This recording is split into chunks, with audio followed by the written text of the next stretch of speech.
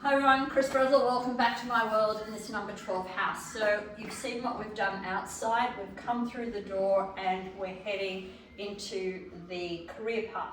So the first thing is your shoes. Yeah, you can have them at the front door. I'd rather not have them there, but when you do, and it's easier, just turn them around. As you can see, this is like you're hitting your head against the wall and you don't know where to go. So when we turn them around, it gives you that whole energy space that you're free.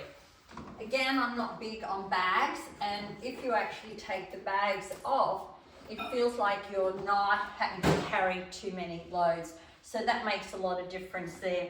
So we're going to find another spot for the bags. I like the yellow dots, but we're just going to take these bags off, and as you can see, it now becomes a very happy energy and not an energy of how many things have I got to carry on my shoulders. So a 3 energy house, you're looking at always what's on the right. So even when we've arrived, everything's been on the right and we've had to change. We've come through the front door, we've got everything on the right, which is we're changing. So your house number will tell you where in the house that you need to look and what you need to look for. And this is about play, adventure, having fun. But when you've got things and you're carrying this load, you can't play and have fun because you can't carry the load and you try to kick a ball or play and it doesn't work.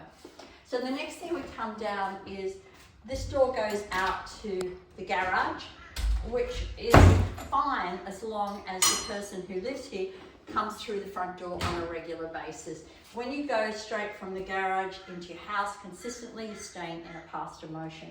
Now, the other thing we're going to have is this calendar off, because when you do get a little bit older and you're worried about how much time, what are you doing, where's your time spent, you're alone by yourself, you don't want to be facing a calendar. It doesn't say you can't have it, but it's not about having it every time you go to the car. It's like you're being told about time.